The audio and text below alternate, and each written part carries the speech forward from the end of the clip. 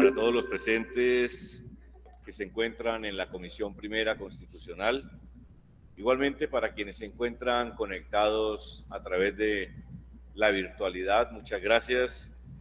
Un éxito para cada uno de ustedes en esta mañana que nos hemos congregado, convocados por la Dirección Administrativa de la Cámara de Representantes y la Comisión de Ética, con el fin de cumplir uno de los grandes propósitos que se han encomendado nuestros directores, nuestros honorables representantes, y es precisamente generar capacitación, generar conocimiento al interior de la corporación, buscando ese fortalecimiento de cada una de las instancias del personal adscrito a la corporación y que en buena hora en los diferentes niveles y en los diferentes temas se han venido dando en escenarios adecuados para poder llevar este tipo de fórmula de trabajo, de cooperación y sobre todo de discernir al respecto de muchos temas que son importantes para cada uno de los miembros de la Cámara de Representantes.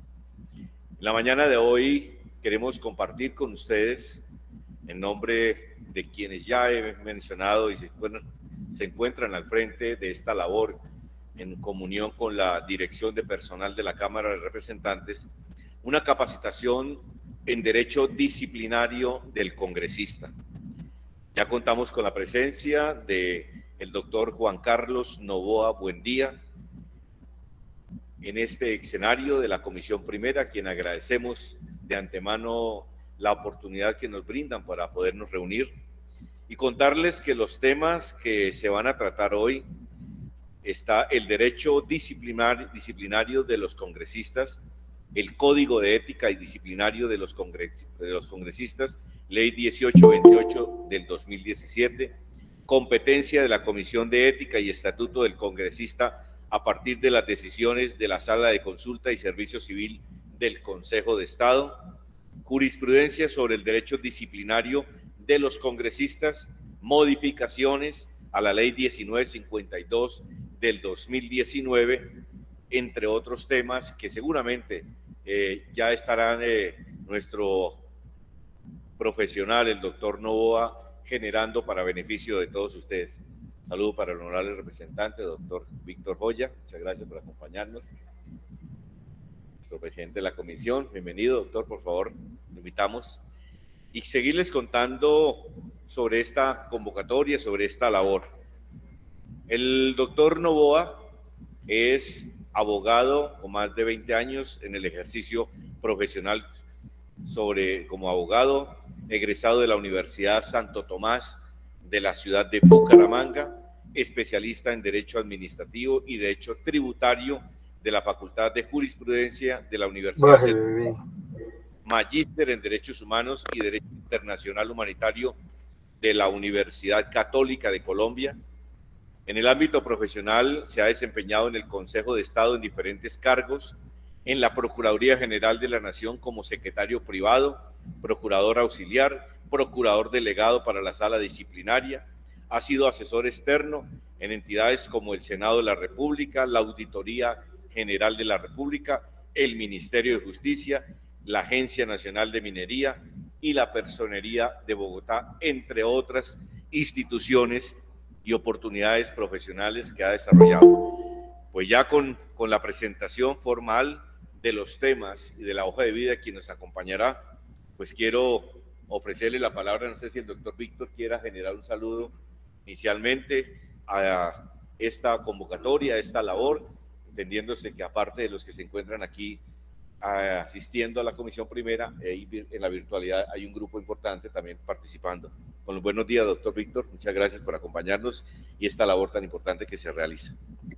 Muchas gracias, doctor Plinio. Un cordial saludo para ustedes, para la secretaria de la Comisión de Ética, para los representantes que nos siguen en las redes sociales, en la transmisión, para el grupo de asesores de las UTLs de cada uno de los congresistas, para mi equipo de trabajo, para Eliana, Alejo, y un cordial saludo para el doctor Juan Carlos Novoa, colega, amigo.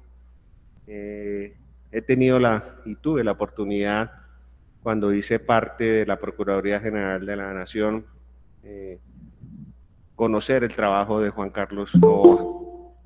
Lo conozco desde hace ya varios años en la universidad y la verdad me siento muy contento y honrado que él esté hoy aquí, acompañándonos y dándonos y transmitiendo esos conocimientos que a lo largo de su vida profesional, académica, hoy es uno de los referentes del proceso disciplinario, eres uno de los referentes de los abogados importantes que tiene el país en el área que corresponde al derecho disciplinario. Sé de sus cualidades personales y profesionales y por eso me honra que haya aceptado la invitación para la Comisión de Ética de la Cámara de Representantes, que hoy lidero como presidente de la misma. Créame que es una responsabilidad muy grande que nosotros tenemos desde la Comisión de Ética, ejercer ese control y ese poder disciplinario a nuestros colegas. Esta norma, la ley 1828 del 2017, es una norma nueva y con los cambios que han surgido en el Código Disciplinario, con la nueva vigencia en la cual el doctor Juan Carlos fue autor, fue mentor de ese nuevo Código Disciplinario, pues hoy se hace necesario retroalimentar qué está pasando y cuáles son esos nuevos pronunciamientos de la Corte frente a las competencias que tiene la Procuraduría General de la Nación y las competencias que tenemos nosotros como Comisión de Ética. El doctor Juan Carlos, dentro de su experiencia, fue el que generó el conflicto de competencia entre la Comisión de Ética del Senado, del doctor Macías, y la Procuraduría. Entonces, creo que bajo esa experiencia que tiene hoy Juan Carlos Novoa es de suma importancia para cada uno de ustedes. Como le decíamos, como cuando daba yo clases, le decía a mis alumnos, aprovechemos estos escenarios, aprovechemos estos espacios, explótenme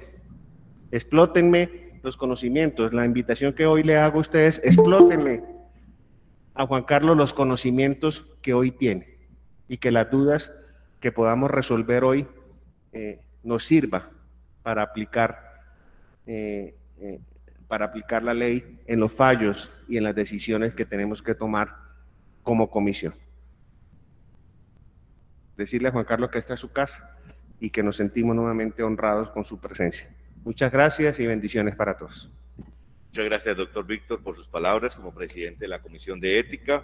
Saludo a quienes están vinculando a esta hora a la transmisión y querer pues ya en este momento invitar entonces al doctor Juan Carlos Novoa. Buen día, de acuerdo a los temas que ya se han reflexionado, para que iniciemos con esta capacitación tan importante. A usted de antemano muchas gracias en nombre de la Cámara, de la Comisión de Ética, por acompañarnos. A todos ustedes, pues como dice el doctor Víctor, a recibir el mejor momento de capacitación. Muchas gracias.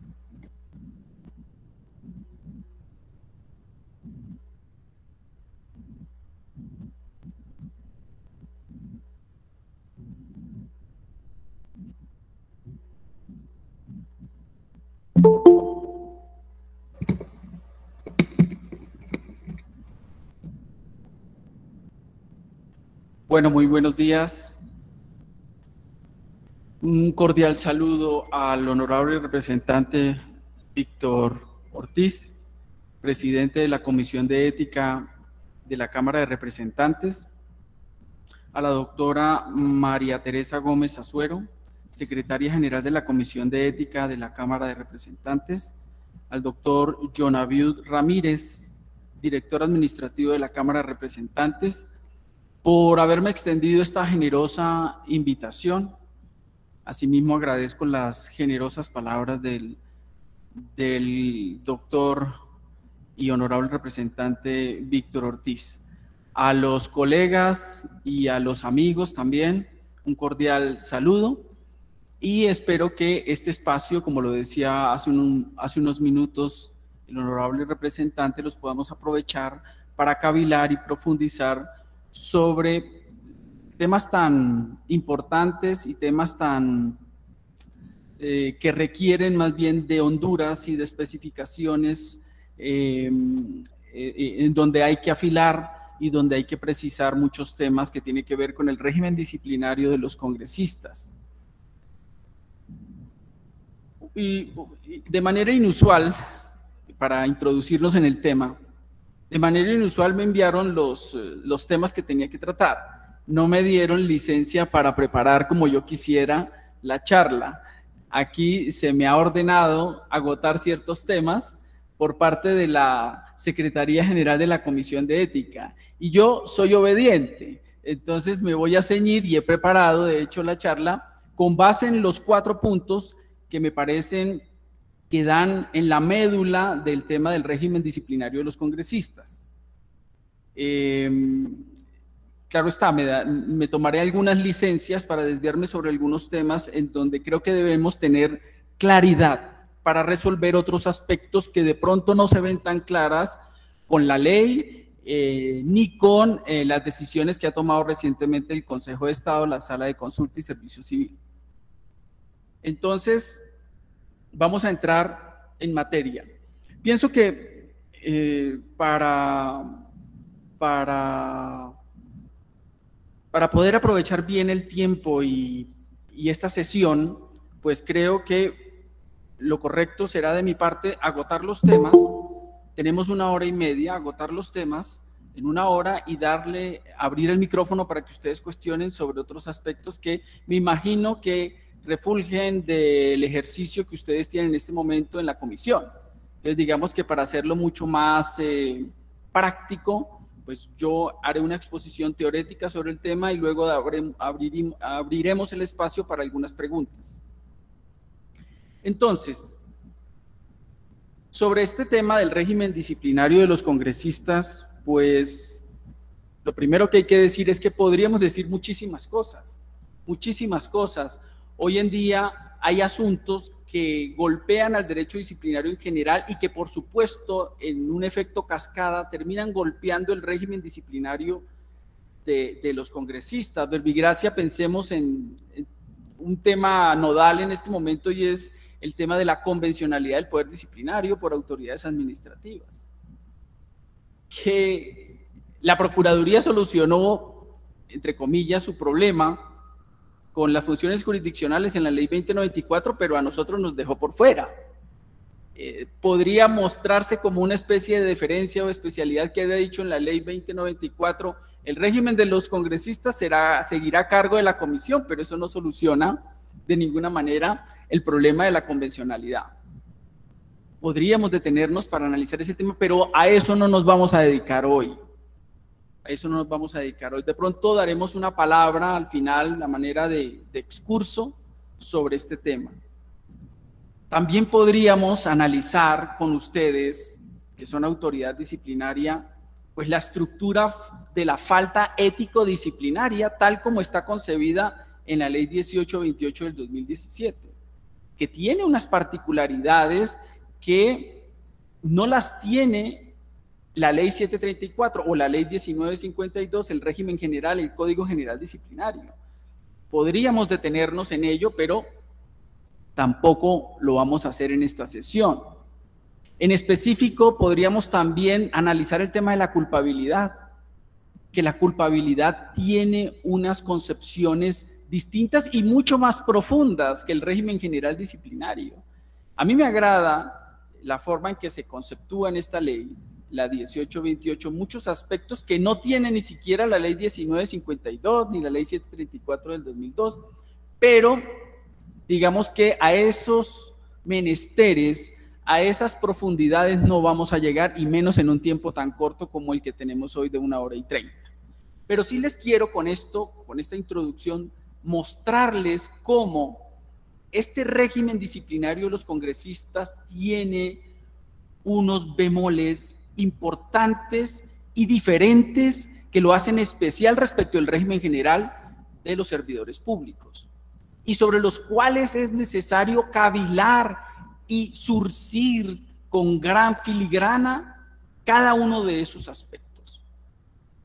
Entonces, esto simplemente como para generar una inquietud intelectual por parte de todos ustedes, que veo que ya la tienen y la celebro, por parte de la Secretaría General y del presidente de la comisión, en donde se quiere profundizar y capacitarnos en estos temas.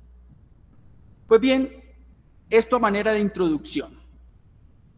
Ahora vamos a concentrarnos en los temas que se me han propuesto, se me han ordenado por parte de la doctora María Teresa, se me han ordenado y que yo creo que se pueden compendiar en 3 temas fundamentalmente. Vamos a hablar primero de la naturaleza del derecho disciplinario.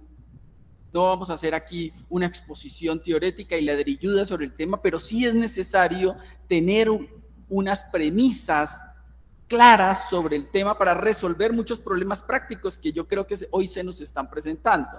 Entonces, lo primero, naturaleza del derecho disciplinario. Segundo, y creo que es el tema que más inquietud ha generado, y es el tema de las competencias.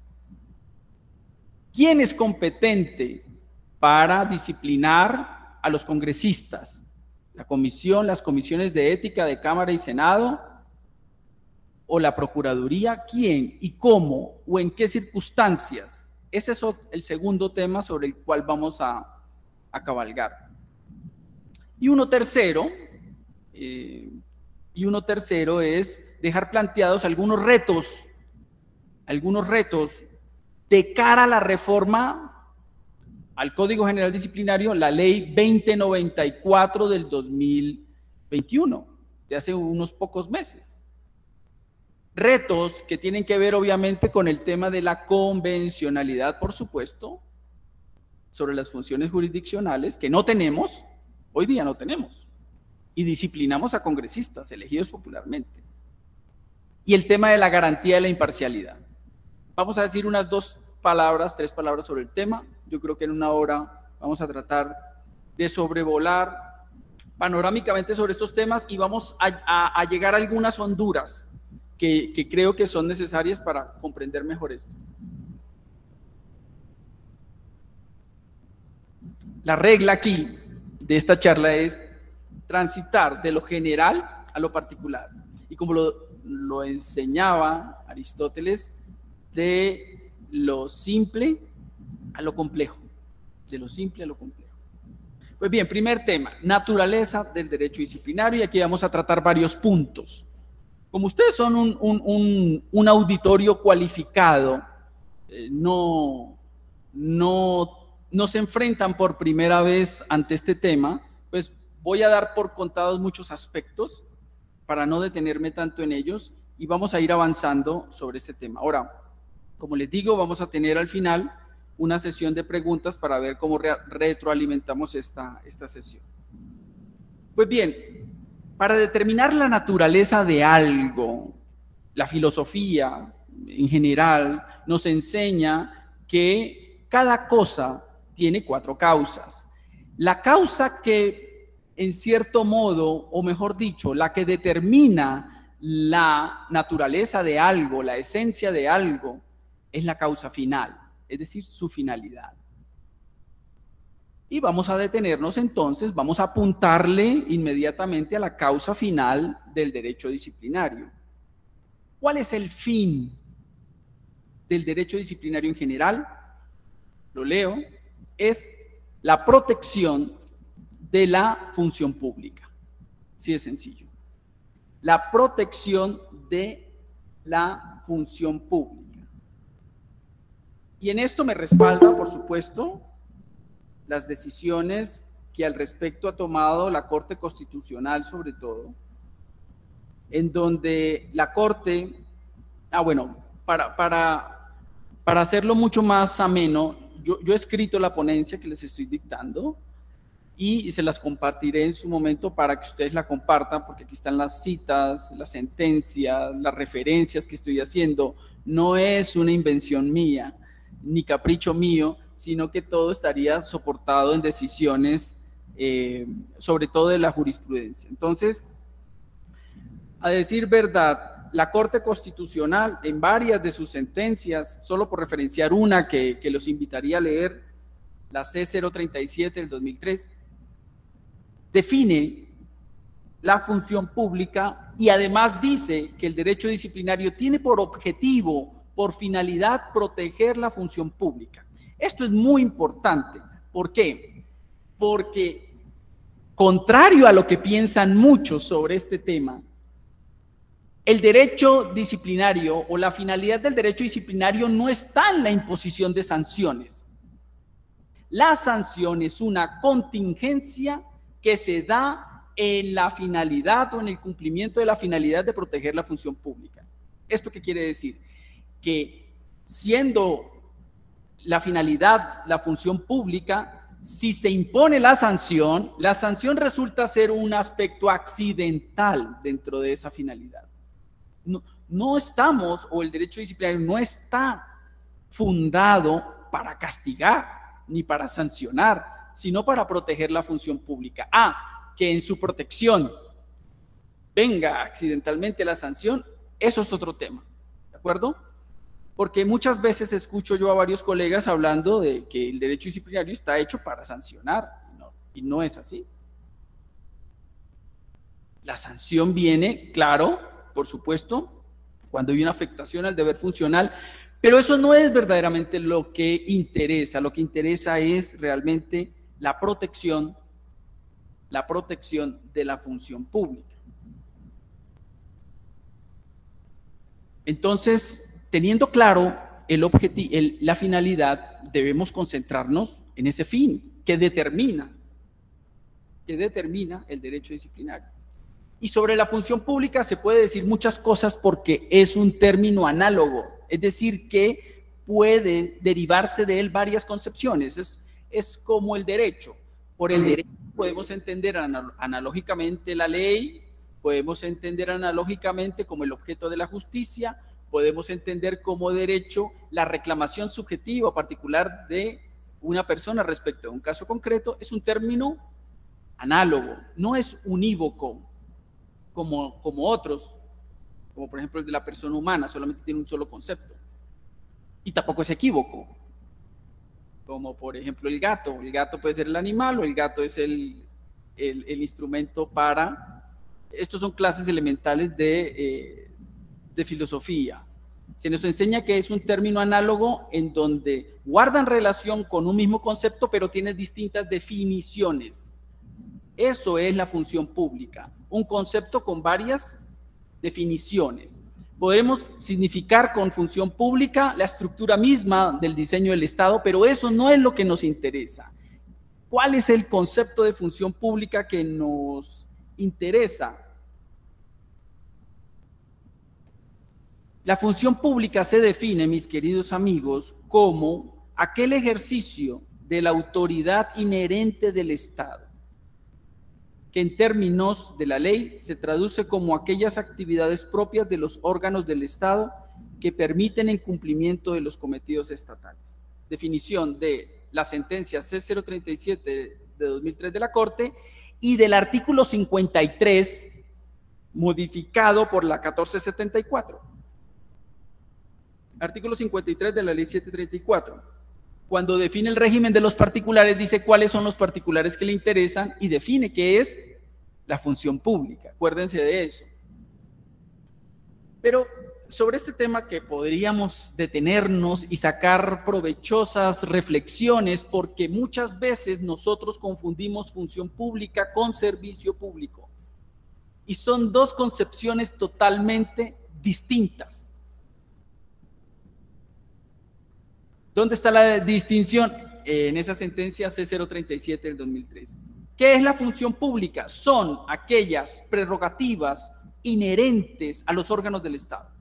Lo que le corresponde al Estado hacer de manera principal y que no corresponde hacer a ninguno de los otros cuerpos intermedios que tiene la sociedad política.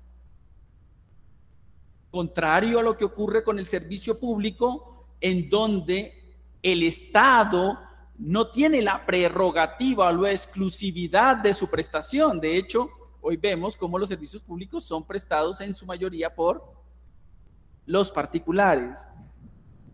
La cuestión de la distinción está entre cuál de las dos es prerrogativa exclusiva del Estado.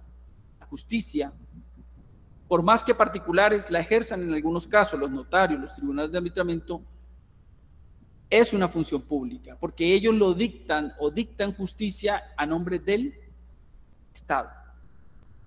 La diferencia de la educación, que si bien es cierto el Estado lo presta, no es una prerrogativa exclusiva del Estado. La educación de los hijos está principalmente en cabeza de los padres. Por eso se habla de servicio público y no de función pública. Sobre este tema de la distinción, escribí algún artículo alguna vez distinguiendo las dos cosas. Pues bien, ¿qué nos interesa de la función pública? Esa prerrogativa exclusiva del Estado. ¿De acuerdo? Sí, así de sencillo. Y de esa función pública que desagravia el derecho disciplinario, tiene diversas formas. Segundo aspecto. Finalidad, función pública. Segundo punto. La función pública tiene diversas formas. Y esas diversas formas tienen que ver con el diseño de la estructura del Estado. Mira dónde estamos remontados.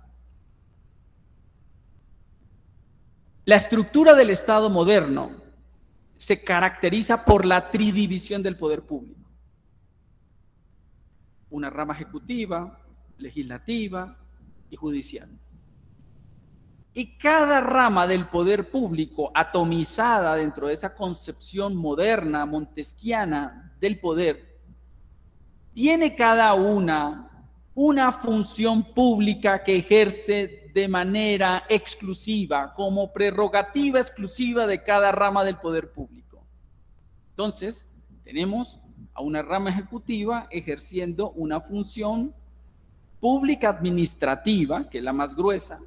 Tenemos una rama legislativa con una función pública congresional, grabémonos esto, y tenemos una rama judicial con una función pública del mismo talante, judicial. Cada una dentro del diseño del Estado en su tridivisión, tiene cada una función pública, por supuesto, marcada por la especialidad de cada una de las ramas del poder público. Y esto lo encontramos obviamente en la Constitución, respecto del Congreso de la República, artículo 150 de la Constitución, respecto del Ejecutivo, artículo 189, y respecto de lo judicial, artículo 228 de la Constitución. Entonces, de acuerdo al diseño del Estado, en la tridivisión de los poderes, de las ramas del poder público, se desprende naturalmente una función pública especial para cada uno de ellos. Y aquí viene entonces el entronque con el tema disciplinario, y es el tercer aspecto del que vamos a tratar. Y es la siguiente idea. El poder disciplinario, el derecho disciplinario, pero más que el derecho, el poder disciplinario es consustancial a cada función pública de cada rama del poder público. Es consustancial. En esta idea, que nos va a servir mucho para resolver muchas cuestiones, en esta idea debemos decir que el poder disciplinario se corresponde de acuerdo con cada función pública que hay en cada rama del poder público. ¿De acuerdo? Gracias. Hay una sentencia de la Corte que dice esto que estoy diciendo. No es una invención mía. Es la sentencia C417 del 93. Con ponencia del doctor José Gregorio Hernández.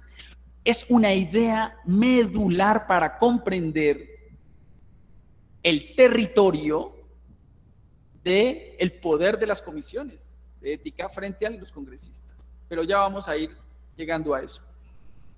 La C417, dice la Corte Constitucional, comillas, el derecho disciplinario es pues consustancial a la organización política y tiene lugar preferente dentro del conjunto de las instituciones jurídicas.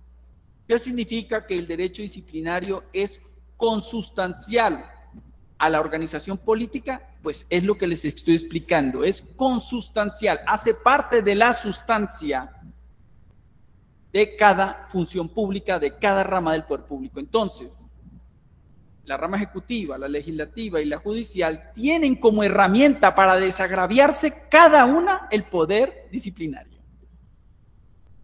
Y por eso la Corte habla en estos términos hermosos de que es consustancial, hace parte de la sustancia. Tengo una función congresional, una función judicial y una función pública administrativa, pues debo consustancialmente tener el poder disciplinario para desagraviarlo cuando el servidor público la ha atacado, la ha dañado, la ha lesionado. En ese sentido, mis queridos amigos, podemos decir razonablemente que para cada función pública existe una modalidad de poder disciplinario. Y tenemos entonces tres grandes regímenes, si se quiere, desde el punto de vista constitucional. No estamos hablando de lo legal, porque en lo legal hay muchas, pero desde el punto de vista constitucional, del diseño constitucional, tenemos un régimen general, encabeza la Procuraduría General. ¿Y por qué es visible el de la Procuraduría? Pues porque, claro, le toca disciplinar a casi 2 millones de funcionarios públicos. Por eso es tan visible. Pero también existen regímenes especiales como el de la función congresional, pública congresional, y el de la rama judicial, función pública judicial. Entonces, la idea principal de esto que venimos diciendo es esa, que dependiendo de la estructura del Estado, de su tridivisión del poder público, pues asimismo se corresponde consustancialmente el poder disciplinario.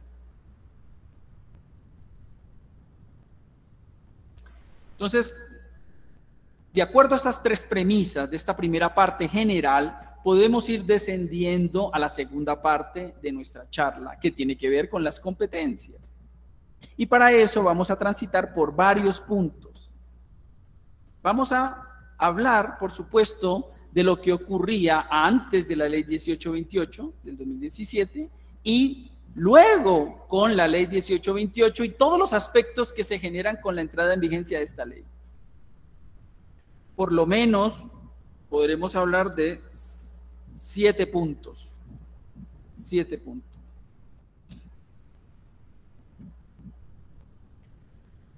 Lo primero, antes de la entrada en vigencia de la Ley 1828 del 2017. El Congreso de la República siempre ha tenido la idea, la buena idea, de regular su régimen disciplinario.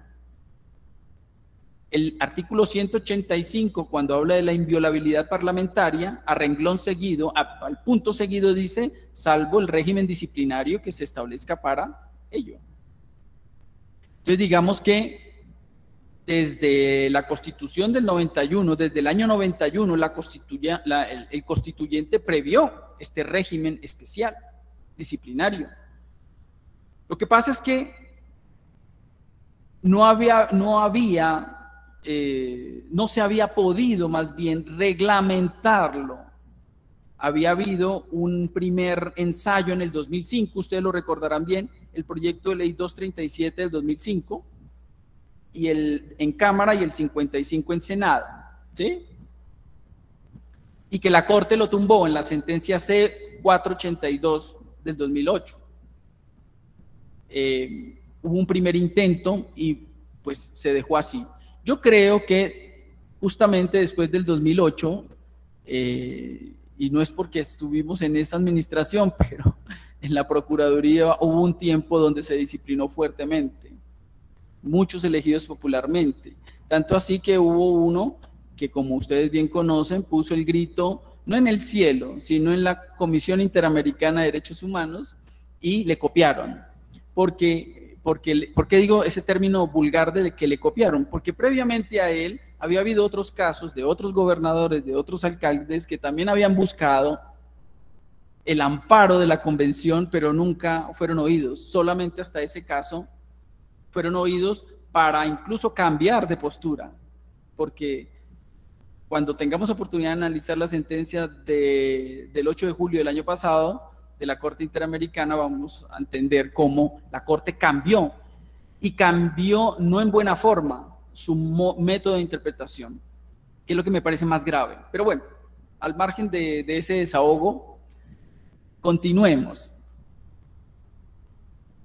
Al no haber ley que regulara el régimen especial disciplinario de los congresistas, pues por supuesto, en esto quedaban cobijados por el poder disciplinario de la Procuraduría General de la Nación, en virtud del artículo 277.6. Ante la cláusula general y la ausencia del régimen especial, pues la conclusión no era que los congresistas quedaran por fuera del régimen disciplinario, sino que en esa regla lo acogía la Procuraduría.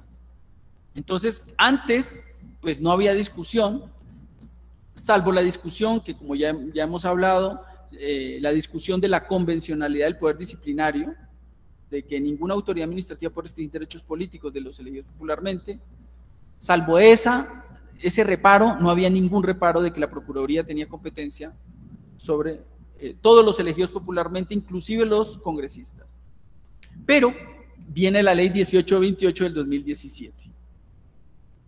Y aquí hay que decir varias cosas. Primero,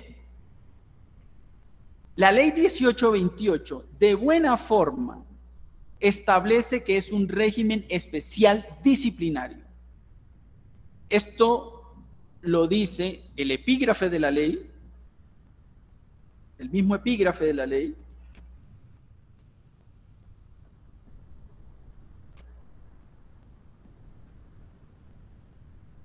por medio de la cual se expide el Código de Ética y Disciplinario del Congresista y se dictan otras disposiciones, aunque yo la verdad le quitaría lo de ético, pero bueno, entiendo que no es un aspecto que determine, porque todo lo que tiene que ver con el obrar humano es ético. Entonces, tanto lo penal, tendríamos que decir lo ético penal, lo ético administrativo, lo ético judicial, lo ético, digamos que la ética como ciencia que valora y determina la moralidad de los actos humanos, pues es permeable a todo, ¿no? Realmente nos hubiéramos quedado con régimen disciplinario. Y esto que les digo no es una cuestión ornamental. Esa cuestión del término ético fue utilizado por la Procuraduría en el caso del senador Macías en el Consejo de Estado para decir, es que eso no es disciplinario. Eso tiene otras connotaciones y por tanto pueden concurrir los dos poderes. Es decir, que la comisión lo investigue, pero también la Procuraduría lo puede investigar. Porque no se cruzan, porque son de naturaleza distinta. Son concurrentes, no se excluyen. Muy bien, doctora María Teresa, no son excluyentes, son concurrentes. Miren lo que puede hacer una palabra, cuando en realidad pues, el término ético no es en realidad determinante aquí. Pero en realidad el régimen disciplinario, el régimen de la ley 1828 es naturalmente disciplinario. Lo dice su epígrafe, lo dice su artículo primero cuando habla de la finalidad, lo dice el artículo cuarto cuando habla de su objeto. Perdón. Pero más allá de lo que dice la ley, es importante citar a la Corte Constitucional en la sentencia C482 del 2008 cuando tumbó el proyecto de ley anterior. el del 2005. Es importante, si bien declaró inexequible la ley, no es menos valioso las consideraciones sobre el régimen de los congresistas. Y me permito leer simplemente un párrafo. Dice la Corte: en aquella oportunidad que sobre el particular cabe señalar que la ética adquiere relevancia jurídica en el ámbito del servicio público cuando se aprecia desde la perspectiva funcional y en la medida en que el Código de Ética de los Congresistas se orienta a establecer instrumentos de control y sanciones para las conductas que resulten contrarias a los deberes funcionales de los congresistas. Claramente tiene una naturaleza disciplinaria. Palabras de la Corte. Punto. El proyecto de Código de Ética y Estatuto del Congresista constituye, entonces, independientemente de la denominación de sus acápites, el tema ético, en un verdadero estatuto disciplinario de los congresistas. Entonces, uno de los argumentos fuertes de la Procuraduría era este: son concurrentes porque son distintos. Son distintos. Y aquí viene un segundo aspecto que muy hábilmente se planteó por la Procuraduría, y fue distinguir, como bien se distingue, que una cosa es un régimen de disciplina y otra cosa es el régimen disciplinario. Son dos mundos distintos, parecidos pero distintos. Para la Procuraduría en su momento, el régimen de los congresistas no era un régimen disciplinario, sino de disciplina. Y esto tiene unas connotaciones de una gran profundidad. Pero ¿cómo se resuelve el punto? Con el régimen, y aquí caemos otro tema que hay que tener en cuenta, y es el régimen de responsabilidad en el que nos encontramos para determinar si somos de disciplina o si somos verdaderamente disciplinarios. ¿Y cuál es ese elemento o aspecto que debemos tener siempre en cuenta para resolver ese tipo de aspectos? Es que el régimen disciplinario es siempre de carácter subjetivo. El régimen de responsabilidad disciplinario siempre se caracteriza por ser de carácter subjetivo, es decir, que no basta la contrariedad de la conducta con la ley, sino que es menester demostrar la subjetividad de la conducta, en términos mucho más precisos, la culpabilidad de la conducta, el dolo o la culpa. ¿En qué se diferencia un régimen de disciplina de uno disciplinario? Pues en esto que estamos diciendo. En el de disciplina, el régimen de responsabilidad es objetivo, no es subjetivo. No es necesario para imponer sanción y disciplinar el carácter subjetivo. Un ejemplo, el que tiene el Código Sustantivo del Trabajo entre el empleador y el empleado. Cuando el empleador llama y requiere y sanciona a su empleado, ese aspecto es un puro régimen de disciplina para la preservación del orden interno de la entidad. Artículo 115 y siguientes del Código Sustantivo del Trabajo. A este no es suficiente la contrariedad de la conducta con la ley, es necesario demostrar su culpabilidad. Y en esto la ley es satisfactoria, porque en el artículo 10, en el parágrafo del artículo 10 de la ley 1828, se habla sobre la culpabilidad. Culpabilidad. En materia disciplinaria solo se podrá imponer sanción por conductas realizadas con culpabilidad. Queda proscrita toda forma de responsabilidad objetiva. Entonces, el argumento de que la ley 1828 es un régimen de disciplina y no disciplinario, y que por tanto entonces tanto la comisión como la procuraduría pueden investigar una misma conducta sin que ocurra la violación al principio del non bis in idem, pues se cae, porque en la explicación que estamos haciendo demostramos verdaderamente que el régimen de la ley 1828 del 2017 es un régimen auténticamente, o como lo dice la Corte, es un verdadero estatuto disciplinario. Y eso ya es ponernos a nivel o incluso en materia superior que al poder disciplinario que ejerce la misma Procuraduría. Entonces, miren cómo se van despejando muchos aspectos. El non bis in idem, usted no me puede investigar 2 veces por una misma conducta. Pues mira, se resuelve con la naturaleza del régimen disciplinario. Dicho por la Corte Constitucional en la C482, dicho por la misma Ley 1828 en el artículo 10. Que sobre ese parágrafo, sobre culpabilidad, podríamos detenernos unas 2 o 3 sesiones, porque me parece maravilloso la forma en que se conceptualiza y que tiene unas consecuencias y unos frutos bastante provechosos que no tiene inclusive el Código Disciplinario Único, que no lo tiene. Pero bueno, por lo pronto sigamos desenredando el tema de la competencia. Entonces, teniendo en claro que el régimen de la Ley 1828 es auténticamente disciplinario, que no concurre con el poder disciplinario de la Procuraduría General de la Nación, porque es un régimen que se deriva de la misma Constitución, artículo 185, así como se deriva el de la Procuraduría del 277.6, esta ley se deriva de la Constitución misma. Es un régimen no de disciplina, sino disciplinario. Es un régimen de carácter subjetivo, no objetivo. Entonces, con esas premisas tenemos que descender al tema de la competencia. Y para esto es importantísimo el artículo 3º de la Ley 1828 del 2017. Porque aquí este artículo, mis queridos amigos,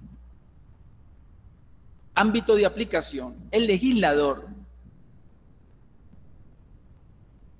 dice lo siguiente: la presente ley se aplicará a senadores de la República y representantes de la Cámara que en ejercicio de su función transgredan los preceptos éticos y disciplinarios previstos en este código sin perjuicio de las competencias atribuidas a la rama jurisdiccional del poder público en materia penal o contencioso administrativo. Deja a salvo la acción penal y la pérdida de investidura. Y en un párrafo final dice: la Procuraduría General de la Nación conocerá de los actos o conductas no previstas en esta normativa que en condición de servidores públicos realicen los congresistas contraviniendo la Constitución, la ley, el bien común y la dignidad que representen. Qué lindo esta definición, cuando hablan del bien común y no hablan de ese fastidioso interés general, porque es superior el bien común al interés general. De hecho, muchas veces el interés general no se compadece con el bien, ni muchas veces con el bien común. Puede haber mayorías que pretendan intereses generales, pero eso no necesariamente se corresponden ni se compadecen con el bien común, es decir, con el bien de todos. Cierro el paréntesis. Aquí dice en el artículo 3º que la Procuraduría conocerá de otros actos que cometan los congresistas como servidores públicos, distintas a las conductas reglamentadas en este código. ¿Qué quiere decir esto? Quiere decir una cosa clara, y es que, según el artículo 3º de la Ley 1828, la competencia de las comisiones de ética de la Cámara y del Senado son de carácter principal y excluyente, y el de la Procuraduría es residual. Vamos a tener bien en claro estos puntos. La competencia de las comisiones es principal y excluyente, mientras que el de la Procuraduría es residual. Es decir, que las comisiones, siempre cuando hay conductas de los parlamentarios, de los congresistas, entra de manera principal y excluyente. Solo si la conducta que se investiga no se corresponda con las faltas mencionadas en el artículo 10º, podrá así entrar la Procuraduría General de la Nación en competencia residual. Todo lo relacionado con la función congresional es de competencia de las comisiones de ética. Todo. Ya vamos a ver qué disgregaciones se han hecho sobre el tema, pero la regla la regla general es que las comisiones tienen competencia sobre todo lo que concierne a la función congresional, valga decir, de los congresistas. Respecto al catálogo de faltas, que son amplísimas, son tipos abiertos, son auténticos tipos abiertos. Si quisiéramos hacer algún reproche a la ley 1828, no fue haber hecho algunas, tipificado algunas conductas con la lex certa, con la técnica cerrada del tipo, por lo que hace mucho más complejo todo este tema. Pero la regla, de acuerdo a nuestro discurso, es decir esto. Ahora, esto que les digo, y que lo digo con base en la ley, de que la comisión tiene competencia principal y excluyente en tanto que la procuraduría es residual, lo dijo el mismo señor procurador. Lo dijo el mismo señor procurador en una contestación que hizo el 27 de junio del 2019 a la Comisión de Ética del congresista de la Cámara en el caso de Jorge Méndez Hernández. En ese caso, dice el procurador: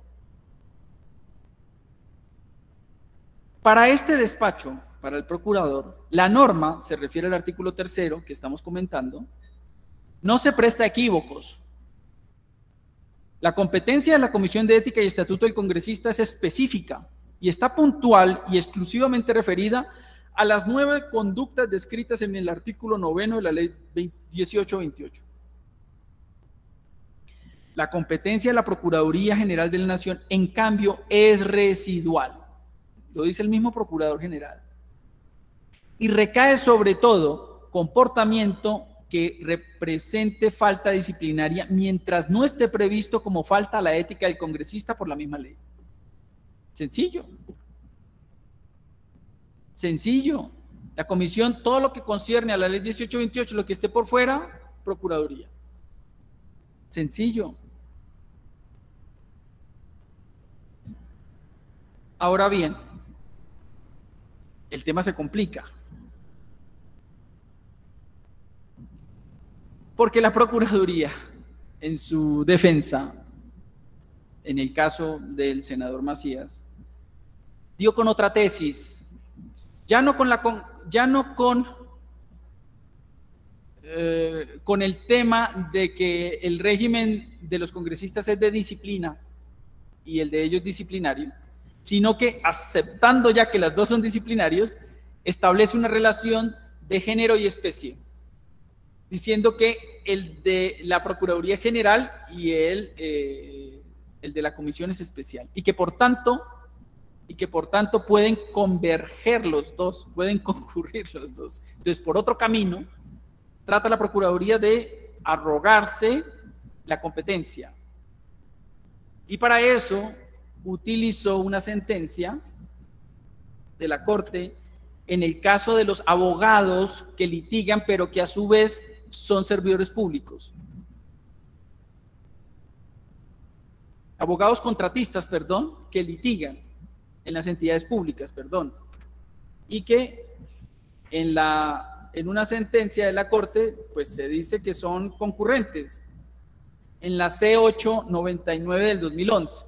En la C899 del 2011 se dice que los abogados contratistas pueden ser disciplinados tanto por el Consejo Superior de la Judicatura como por las oficinas de control interno o la Procuraduría. Haciendo esa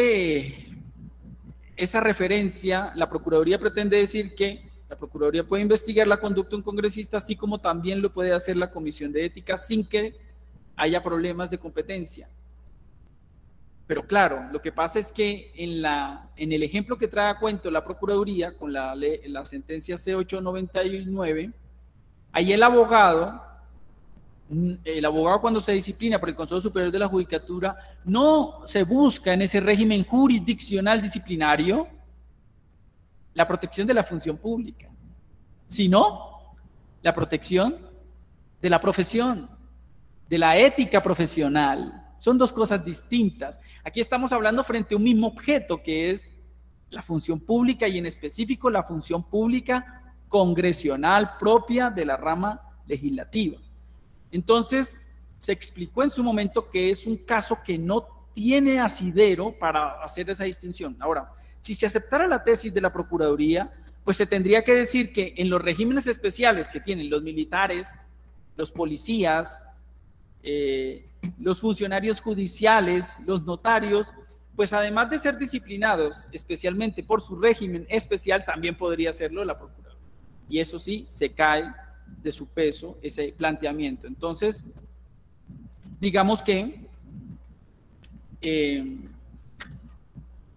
el Consejo de Estado entendió que es un auténtico régimen disciplinario que no es concurrente en principio y que es especial.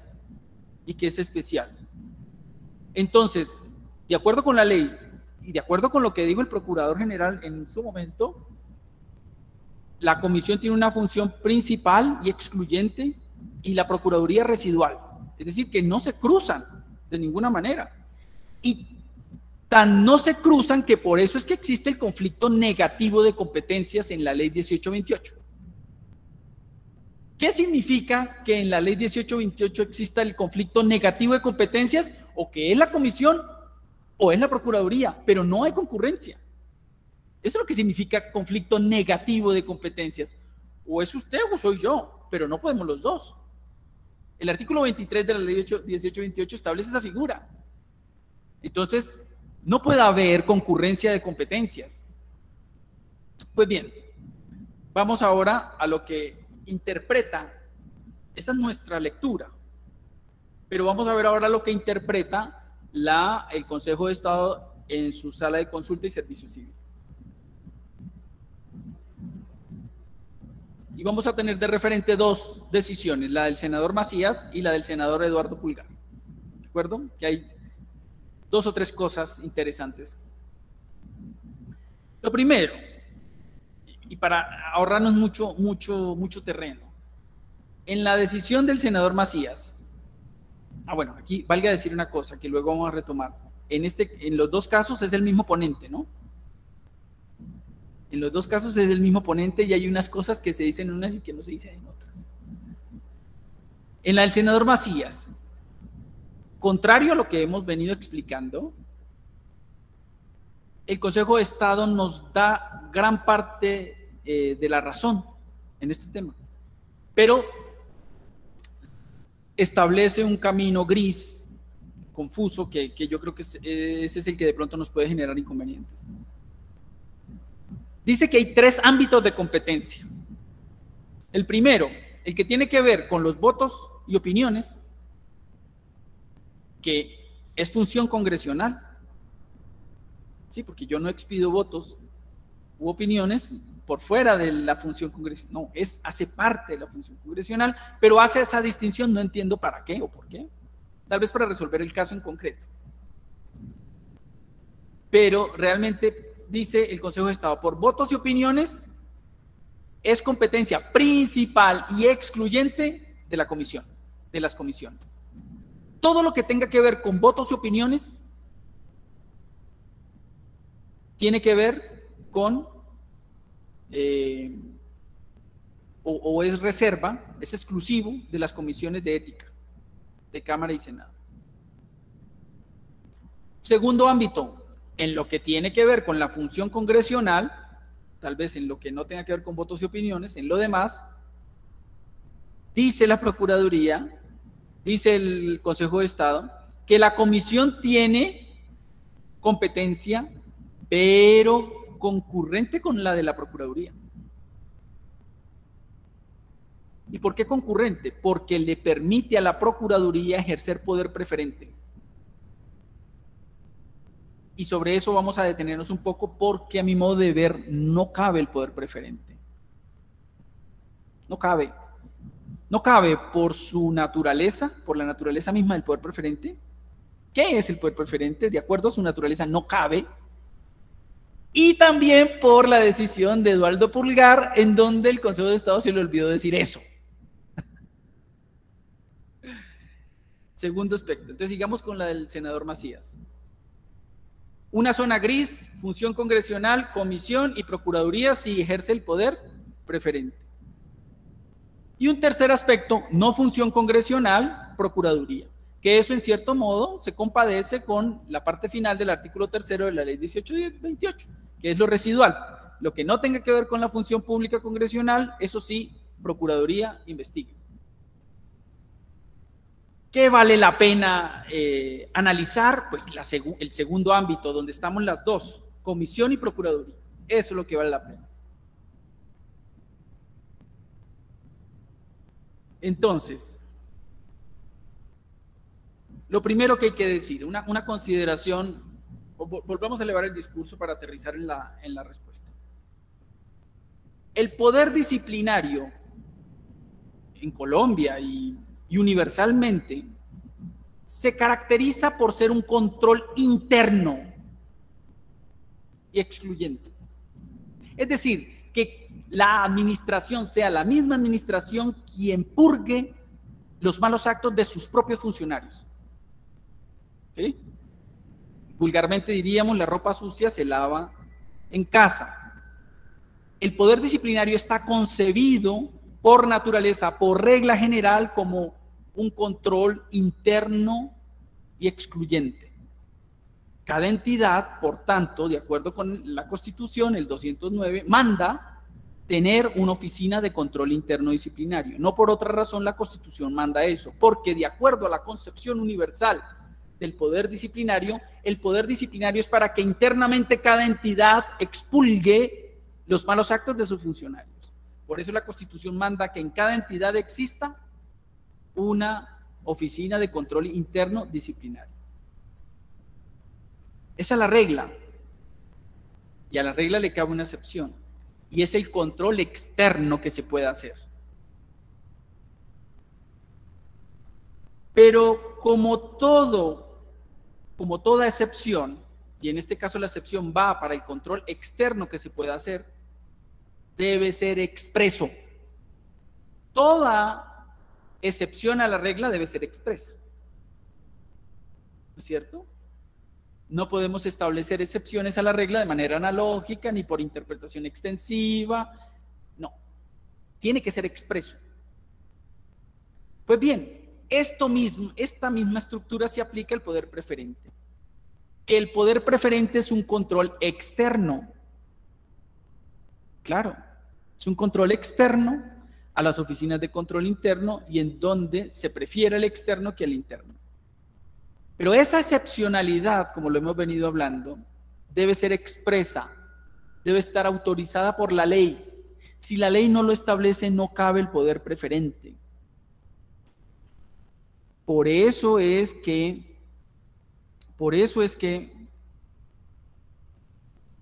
en los regímenes especiales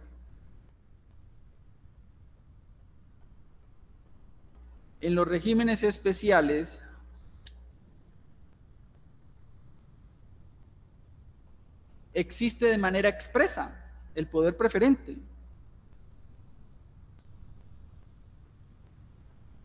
En el caso de las fuerzas militares,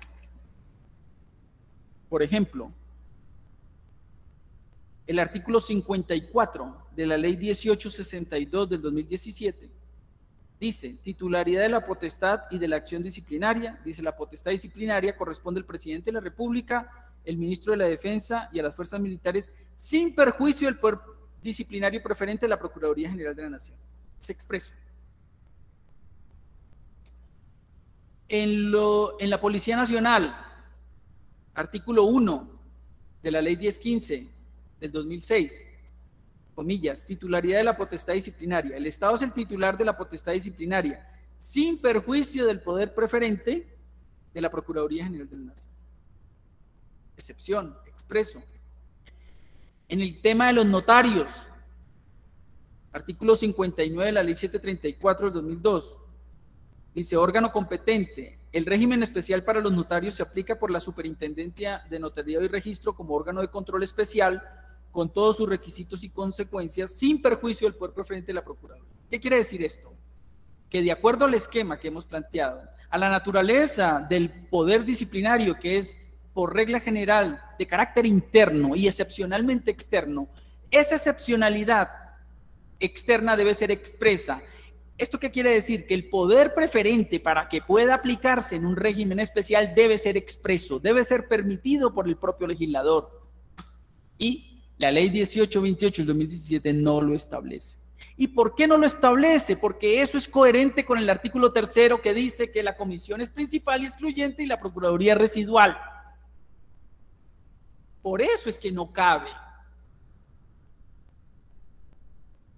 Ahora bien, me salto el caso del senador Pulgar.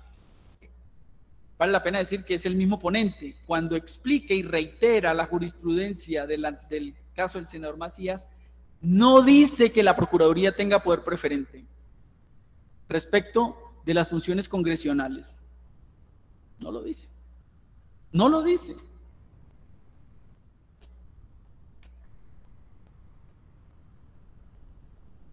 No lo dice.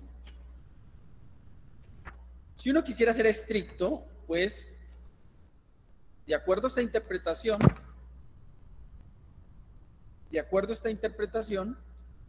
hoy día podríamos decir que no hay poder preferente de la Procuraduría, sino simplemente un poder residual. Que eso reiteraría la postura de la que venimos hablando. ¿No es cierto? Eso está en la página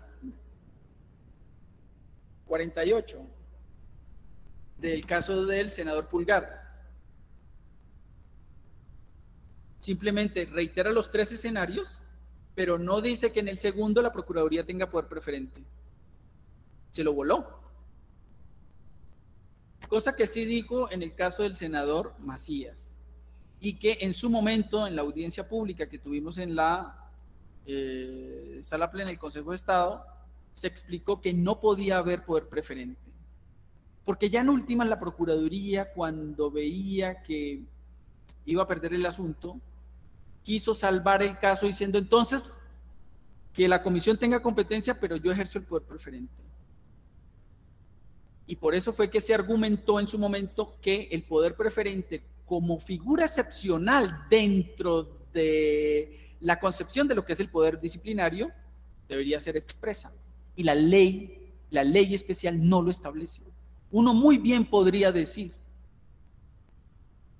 que en la medida en que la ley 1828 no lo establece y que por la naturaleza del poder preferente, que es especial, que es excepcional, perdón, debe ser expreso y la ley 1828 no lo dice, no cabe. Valdría la pena plantear eso en algún caso, que se podría plantear, porque hay casos para estudiar y para pelearse la competencia del todo. Entonces, los 3 ámbitos, votos y opiniones, exclusivo comisión, función congresional, compartida y poder preferente, que como ya les digo, esa figura no es apropiada en este caso, porque no hay expresa permisión de la ley para que ocurra.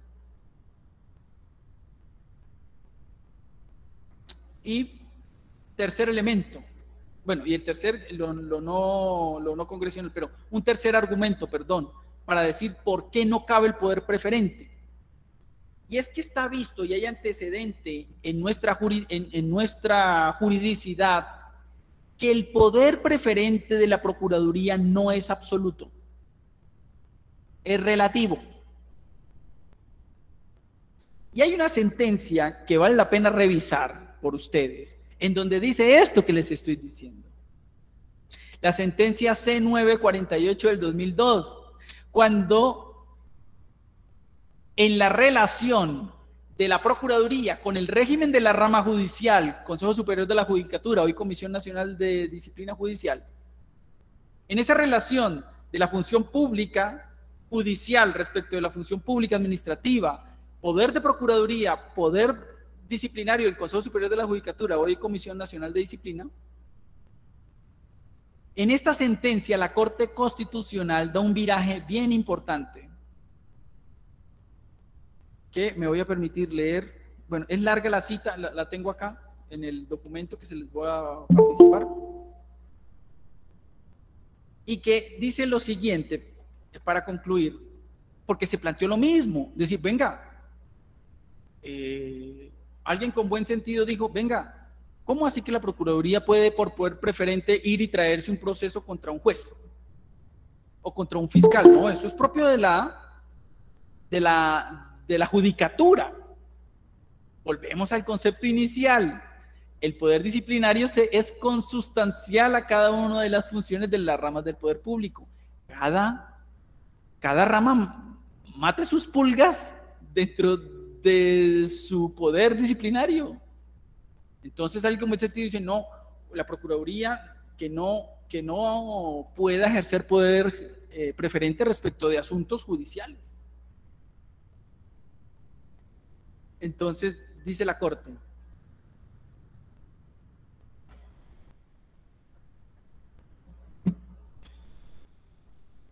C948 del 2002, comillas, entonces se reitera, es la jurisdicción disciplinaria constitucionalmente establecida, la competente por asignación expresa del constituyente para examinar la conducta y sancionar las faltas de los funcionarios de la rama judicial, sin que su competencia pueda ser enervada por la Procuraduría General de la Nación o por cualquier otra autoridad del Estado. Mutatis mutandi, podríamos decir entonces que si se respeta esa división del poder público, si se respeta el poder disciplinario especial de la rama judicial, pues lo mismo debe hacerse con el poder disciplinario de la rama legislativa. Y por eso no cabe el poder preferente. Sentencia C948 del 2002. Ya la Corte lo ha dicho respecto de la rama judicial y por eso esa norma fue declarada inconstitucional, porque la Corte entiende que las jurisdicciones disciplinarias instituidas por el constituyente deben respetarse. Tienen fronteras y en ese sentido la Procuraduría, claro, es la institución valiosa y más visible, pues porque le toca disciplinar a la mayoría de servidores públicos, pero en lo que concierne a cada uno en su función y en su rama judicial y legislativa son cosas aparte. Puede sonar un poco duro, pero es así, las cosas como son. Lo que pasa es que respecto de lo legislativo se habían dado bandazos y no se había reglamentado, pero ya se reglamentó. Y eso en cierto modo hay que hacerlo respetar. Así como lo hizo respetar la rama judicial. No permitió la entrada de Procuraduría. Además por otra razón, y es la rama judicial emite decisiones judiciales. Las demás son administrativas. Entonces mutar de un judicial a un administrativo, eso, una decisión judicial sin control de legalidad, una administrativa con control de legalidad. Entonces eso generaba además de esos problemas. Entonces, mis queridos amigos, eso es lo que tiene que ver con las competencias. Para mí, la zona gris es el segundo ámbito, donde convergen las dos, comisión y procuraduría, y el poder preferente que está permitido por una decisión, por un auto, pero por el otro lo dejó por fuera, y además por la amplitud de la naturaleza de las faltas disciplinarias en la ley 1828 del 2017. Ahí cabe todo. Ahí cabe todo.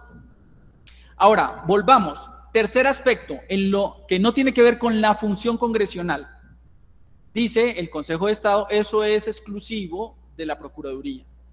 Que nosotros compartimos esa idea, pero la compartimos en que solamente puede investigar respecto de eso que sería lo residual, lo que no tiene que ver con la función pública congresional.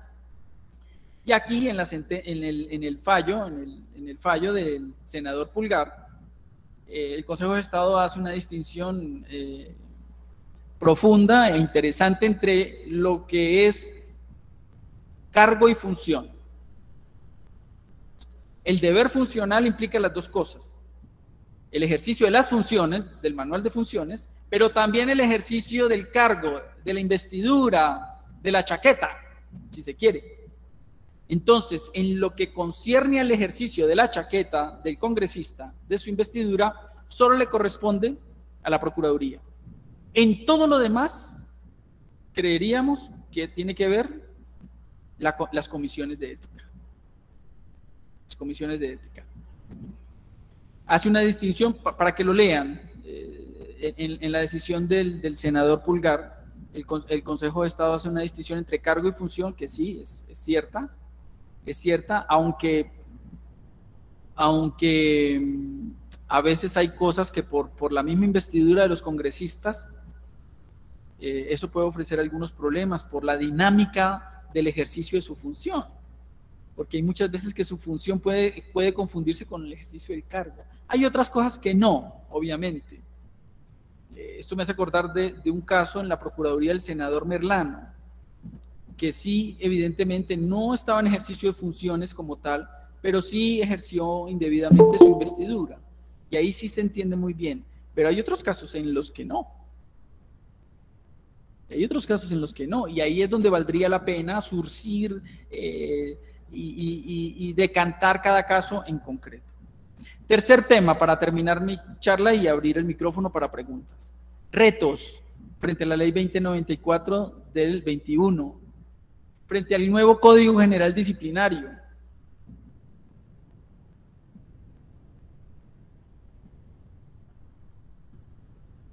Hay un tema que creo que hay que prestarle atención, y es el respeto del artículo 23.2 de la Convención Americana, que manda que solamente se puede restringir derechos políticos elegidos popularmente por condena de juez en proceso penal. La Corte Interamericana entiende todo eso, esa fórmula, condena de juez en proceso penal, como principio de jurisdiccionalidad, es decir, que sea una autoridad judicial la que pueda restringir los derechos políticos. Sobre esto podríamos hablar muchas cosas.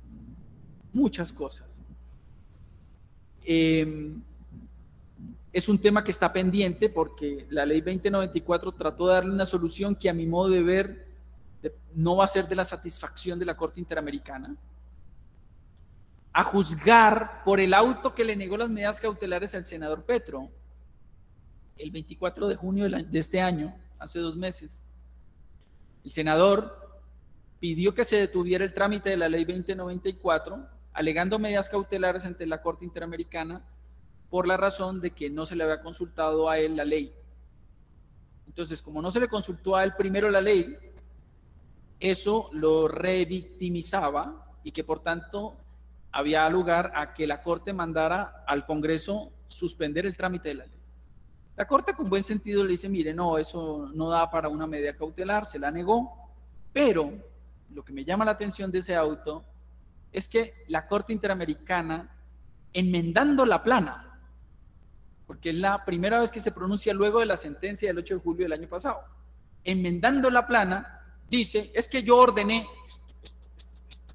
Y cuando dice yo ordené esto y esto y esto, enmienda la plana diciendo: mire, yo lo que exijo es no que se restrinjan derechos por decisiones judiciales, sino por autoridad judicial. ¿Qué quiso decir? El problema no está en el objeto, en que la decisión tenga carácter judicial, sino en el sujeto, que la autoridad no sea administrativa, sino judicial. ¿Y qué pasa con la Ley 2094? Pues la Procuraduría sigue siendo autoridad administrativa. Entonces, no creo que vaya a ser de la satisfacción de la Corte Interamericana, que se pronunciará en el seguimiento y vigilancia al cumplimiento de la sentencia. Y 2, por la carta que le envió el Consejo de Estado al presidente del Congreso, antes de que se aprobara la ley, diciéndole: eso es inconstitucional, eso rompe. Mire lo que dice, no son palabras menores, dice el Consejo de Estado: eso rompe con el diseño de la tridivisión del poder público. está diciendo nada más y nada menos que no solamente es inconstitucional, sino antiestatal, porque el Estado moderno al que se acoge el Estado colombiano es partidario de lo que manda la Declaración de los Derechos del Hombre del 1789 en Francia, donde dice, no hay Estado moderno si no hay tridivisión del poder público.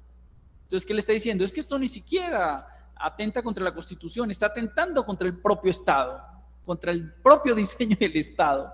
O sea, son palabras mayores.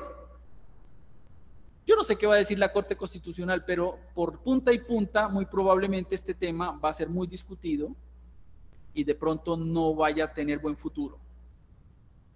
En lo que concierne a nosotros, leía yo en la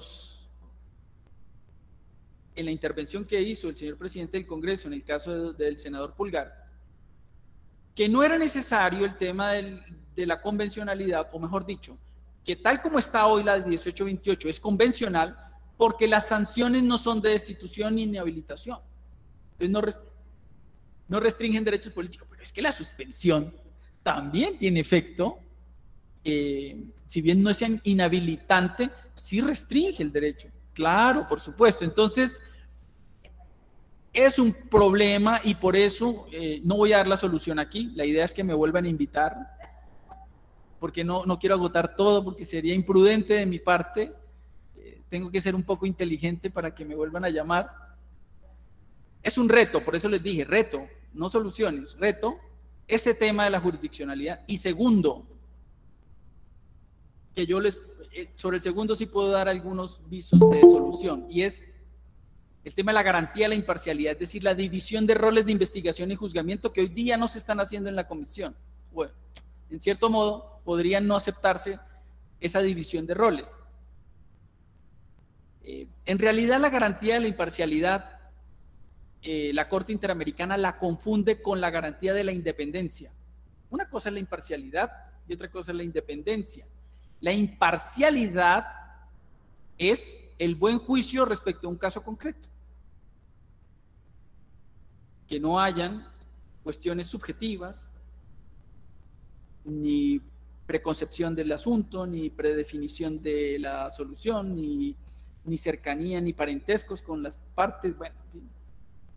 Y otra cosa es la independencia. La imparcialidad se conjura con las causales de recusación e impedimento, no con independencia, porque incluso el funcionario independiente puede llegar a ser parcializado. Son dos mundos distintos y la Corte Interamericana de manera errónea confunde peras con manzanas. Pero además otra cosa, y aquí podríamos encontrar la solución a este tema. La Corte Interamericana no ordenó ajustar el ordenamiento jurídico colombiano respecto de la garantía de imparcialidad. No lo ordenó. Como dirían los constitucionalistas, cuando la Corte Interamericana habla de este tema, lo habla en términos de obiter dicta, un dicho al paso, pero no fue una orden de la Corte Interamericana del Estado colombiano.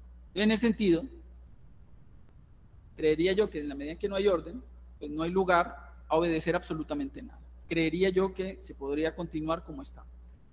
No podemos decir lo mismo respecto del principio de jurisdiccionalidad, donde sí pueden haber algunos inconvenientes y ya se los he planteado aquí. La solución, ya veremos cómo se soluciona. Doctores, muchas gracias por su atención. Espero haber cumplido con el temario impuesto por la honorable secretaria de la comisión y escucho preguntas. Tenemos 20 minutos para preguntas.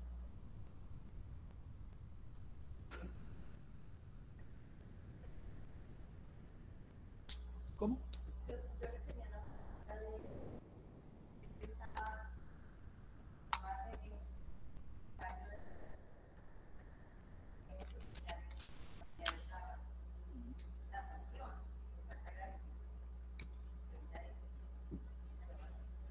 Claro, la suspensión tiene un efecto restrictivo, no inhabilitante, sí restrictivo. Ahora, de acuerdo con la jurisprudencia constitucional nuestra, con la jurisprudencia del Consejo de Estado,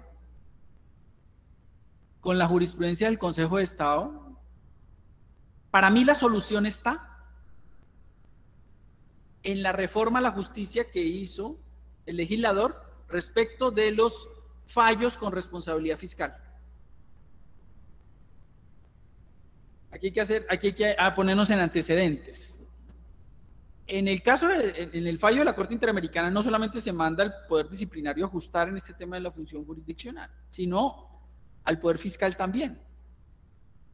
La Contraloría, y esto es una crítica, es que esto es un asunto de Estado, esto no son asuntos de órganos de control. Entonces la Contraloría cogió por un camino y la Procuraduría cogió por el otro. Y otros se quedaron quietos. La Contraloría, ¿qué hizo? Muy hábilmente se metió en la reforma al CEPACA, en la ley 2080, y se inventó, para conjurar el principio de jurisdiccionalidad, el control automático e integral de legalidad de los fallos con responsabilidad fiscal por parte de la jurisdicción contenciosa. Entonces dicen ellos, yo sigo investigando y juzgando, impongo el fallo con responsabilidad fiscal y se suspende hasta que un juez en un control automático de legalidad diga si estuvo bien o no. Y con eso la última palabra la termina teniendo un juez. Y con eso cumplimos con el principio de jurisdiccionalidad. Eso tiene muchos problemas de orden de gestión. El primero es, por un lado, la última palabra no la tienen las contralorías, sino los jueces administrativos. Segundo, la eficacia respecto de un fallo de responsabilidad fiscal, pues imagínense cuánto se puede demorar un juez revisando todo un caso de fallo fiscal. Tercero, la ley de reforma al CEPAC era para descongestionar y lo que hicieron fue congestionar a los jueces. Cuarto,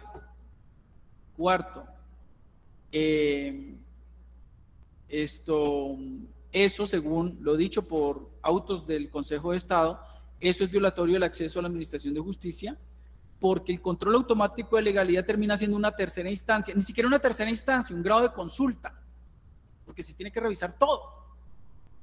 Y entonces el Consejo de Estado, con buen sentido, dijo, no, permitámosle al gestor fiscal sancionado que me diga dónde estuvo el error, y yo me concentro en el error y lo estudio. El Consejo de Estado, en 5 autos, inaplicó por inconstitucional y convencional ese artículo del CEPAC. Dijo, eso no soluciona el problema de la convencionalidad. Entonces, ¿qué pasó? Muchas contralorías habían mandado los fallos con responsabilidad fiscal, los tribunales lo devolvieron, los jueces lo devolvieron, otros tribunales dijeron, no, yo sí lo estudio. No, es un caos. Todavía hay problema en ese caso. ¿Por qué? Porque la reforma a la justicia que derogó ese artículo creó otra figura, pero como la reforma a la justicia por ley estatutaria debe ser, para que se ponga en vigencia, debe pasar por el control automático de constitucionalidad de la Corte, y eso no se ha dado, entonces sigue vigente la otra norma. Es un desorden. Ahora, ¿qué dice la reforma a la justicia? Que es con lo que yo estoy de acuerdo y con lo que el Consejo de Estado le dice al presidente del Congreso, oiga, hagan eso mismo en lo disciplinario. ¿Qué es? Pues que se pueda seguir investigando y juzgando administrativamente, y que si el disciplinado demanda, pues automáticamente se suspenda los efectos de la decisión administrativa y que sea en última instancia un juez el que determine si estuvo bien o estuvo mal. Eso está en la reforma de la justicia para los fallos con responsabilidad fiscal en un proceso abreviado de nulidad y restablecimiento del derecho. O sea que en 6 meses un juez administrativo tiene que fallar. Algo parecido podría proponerse en lo disciplinario, incluso para las decisiones de las comisiones, que son autoridad administrativa en últimas. Eso se podría proponer sin trastocar ni la esencia de las comisiones ni la naturaleza de sus decisiones. Creeríamos que más bien se suspendan sus efectos hasta tanto la jurisdicción analice la legalidad o ilegalidad del acto. Ahora, la Corte Constitucional es partidaria de que sí autoridades administrativas pueden restringir derechos políticos. La Corte Constitucional nuestra. El Consejo de Estado también, con algunos matices, pero también. Y que se oponen, en cierto modo, a lo que dijo que el problema aquí, miren ustedes, no es ni siquiera de la convención, sino de la Corte Interamericana. O sea, el problema no es la convencionalidad, porque yo creo que tal como estamos, el régimen es convencional, y así se había dicho desde tiempo atrás. Para mí el problema no es la convención, sino esa sentencia de la Corte Interamericana. Ahora, yo no sé qué va a pasar en los otros países. Si bien es cierto, la Corte mandó a Colombia, pero en otros países también tienen regímenes que tienen restricciones por vía administrativa. Entonces, digamos que es una respuesta larga de este tema. Doctor.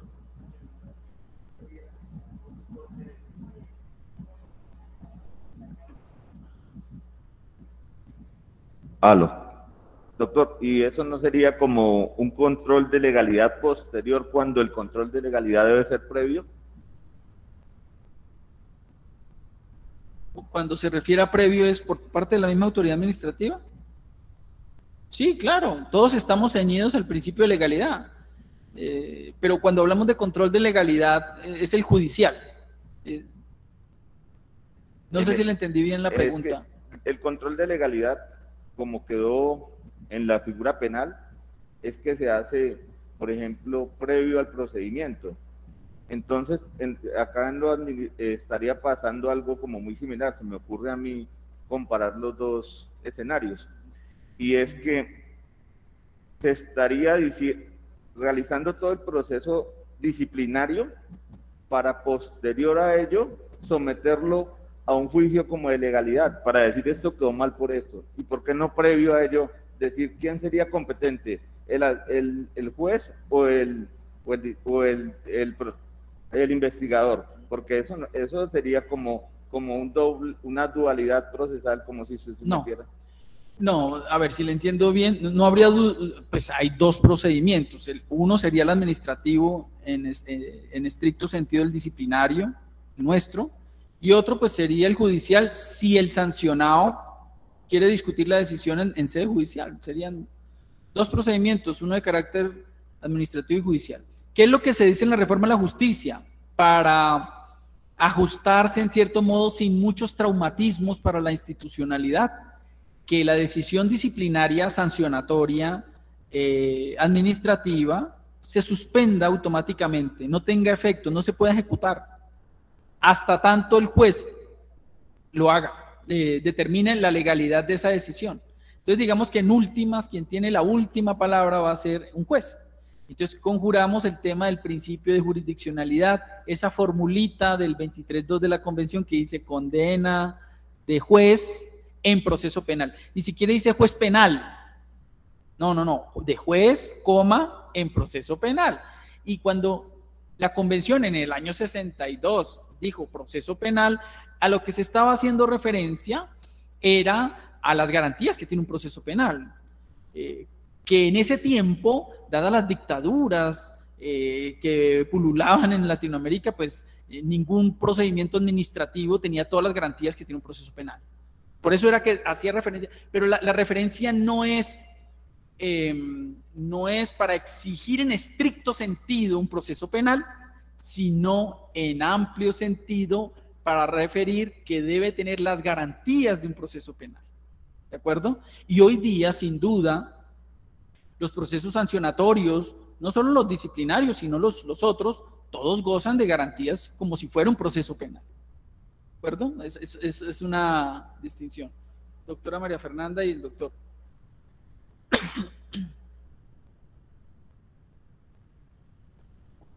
Bien, buenos días. Yo me desempeño en el Grupo de Control Interno Disciplinario de la Cámara de Representantes, adscrita a la División Jurídica. Nosotros disciplinamos, a diferencia de acá, pues a los funcionarios. Disciplinamos directamente a los funcionarios y exfuncionarios. En ese orden de ideas, pues hay una situación que tiene que ver con la entrada en vigencia de la 1952, la reforma que le hizo la 2094, y tiene que ver con el debido proceso.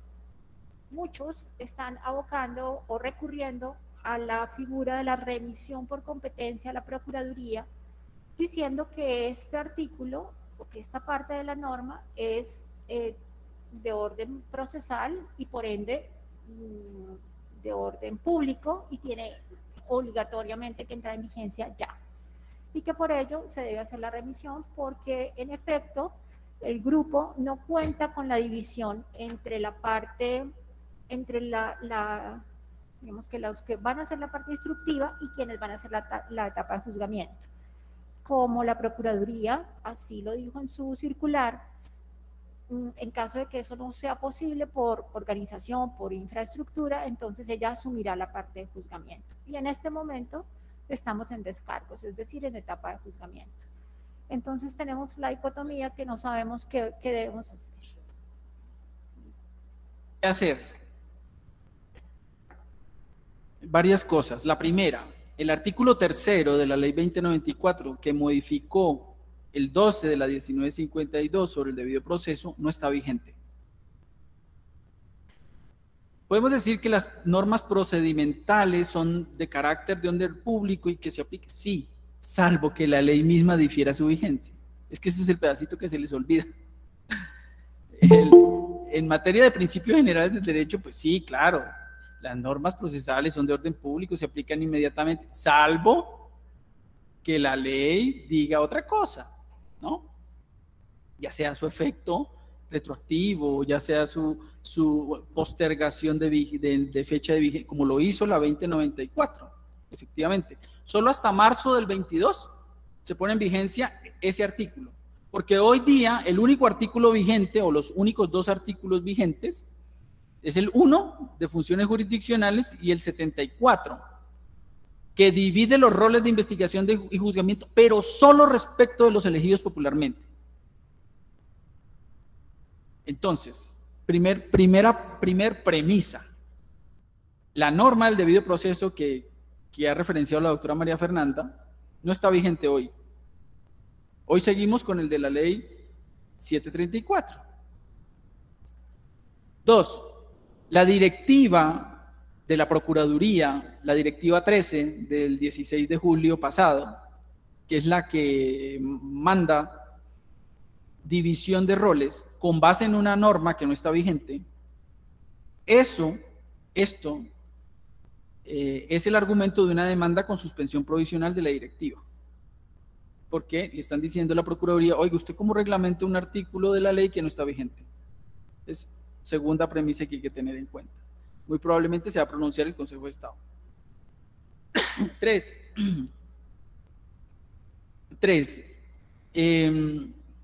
La directiva en sí misma. La directiva en sí misma tiene varios problemas. Es una directiva problemática. No solo porque reglamenta un artículo de la ley que no está vigente, sino porque manda una cosa que no está en la ley. Me explico. En la directiva 13 se refiere la directiva 13 a que por mayor garantismo, más o menos es la fórmula que utiliza. O sea, reconoce que no está vigente la ley, pero dice, no, yo por mayor garantismo no solamente vamos a dividir las funciones de investigación y juzgamiento para los elegidos popularmente, sino para todo el mundo. En esa consideración, la directiva, renglón seguido, refiere la norma de la ley 2094 de las personerías. Sí, y no de las oficinas de control interno. Esto tiene una significación importante, porque yo creería que la orden no está dada a las oficinas de control interno, sino solo a las personerías. Porque solo la ley 2094 establece división de roles en personerías, más no en oficinas de control interno. ¿Sí? ¿Sí me hago entender? Entonces, claro, hoy estoy aquí académicamente, pero si me pongo la chaqueta de litigante, yo alegaría que me dividen los roles, y si no los tienen, como efectivamente no los tienen, mándemelo a la Procuraduría. Pero como académico, digámoslo así, en estricto rigor, la directiva directiva es problemática en sí misma porque la norma que utiliza, primero, no está vigente, y segundo, la que utiliza para extendérsela a las oficinas de control interno es de las personerías. Y si uno revisa la ley 2094 respecto de las oficinas de control interno, no dijo nada al respecto. Es decir, que según la voluntad del legislador, en materia de oficinas de control interno debe mantenerse tal cual.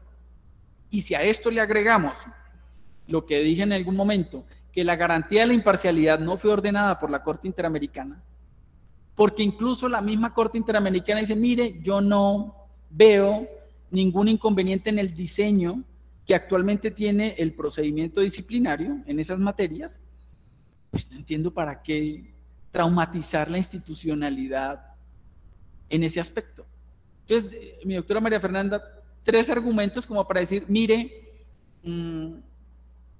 incluso hoy legítimamente, y esto puede ser una idea como buena práctica, el jefe de la Oficina de Control Interno Disciplinario debería mandarle una solicitud al auxiliar disciplinaria pidiéndole explicación de esa directiva, diciéndole, mire, el artículo tal se pone en vigencia en marzo, en el entretanto, entiendo que la directiva está supeditada a eso, pero dígame si realmente yo tengo que dividir mis roles, y con eso nos evitamos de pronto que nos hagan un reproche a futuro diciendo, oye, ¿usted por qué no hizo eso? Ahora, incluso, si algún disciplinado de la Oficina de Control Interno hábilmente dice, oiga, mire, usted me está juzgando y usted es la misma que me investigó, entonces mándelo a la Procuraduría. Con esa solicitud de ampliación o aclaración, como lo queramos bautizar, de la directiva, podríamos decir, no, espera un momento. ¿Cierto?